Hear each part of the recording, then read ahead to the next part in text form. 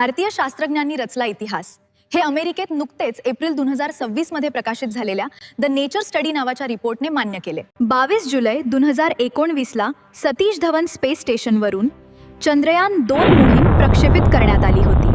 याचे मुख्य 3 स्टेजमध्ये काम होणार होते, ज्यामध्ये पहिल्यांदा लुनार ऑर्बिटर चंद्राच्या कक्षेत प्रक्षेपित केले जाणार होते, ज्याद्वारे लँडिंगसाठी योग्य ठिकाण ठरवले जाणार होते. दुसऱ्या स्टेजमध्ये विक्रम नावाचे लँडर चंद्रावर उतरणार होते आणि तिसऱ्या स्टेजमध्ये प्रज्ञान नावाचे रोवर माहिती गोळा करण्यासाठी चंद्रावर फिरणार होते.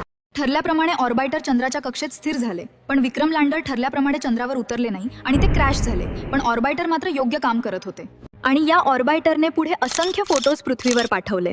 या फोटोजमध्ये चंद्रातील खड्डे म्हणजेच क्रेटरमध्ये बर्फ दिसून आले. याआधी नासाला पण पक्के पुरावे नव्हते की चंद्रावर बर्फ आहे म्हणून. या शोधामुळे भविष्यातील सर्वात मोठी समस्या दूर झाली, ती म्हणजे इंधन आणि ऑक्सिजन. कारण या बर्फालाच वितळवून पाणी आणि पुढे त्यापासूनच इंधन आणि ऑक्सिजन निर्माण केले जाऊ शकते. या इंधन आणि ऑक्सिजनचा वापर जेव्हा मानवी वस्ती चंद्रावर निर्माण होईल तेव्हा केला जाईल. म्हणून हा शोध खूप महत्त्वाचा होता. जे काम जगातील कुठल्याच देशाला नाही जमले, ते काम आपल्या देशातील महान शास्त्रज्ञांनी करून दाखवले. तुम्हाला पण जर याचा अभिमान वाटत असेल तर कमेंटमध्ये जय हिंद लिहा आणि सबस्क्राईब करायला विसरू नका. धन्यवाद.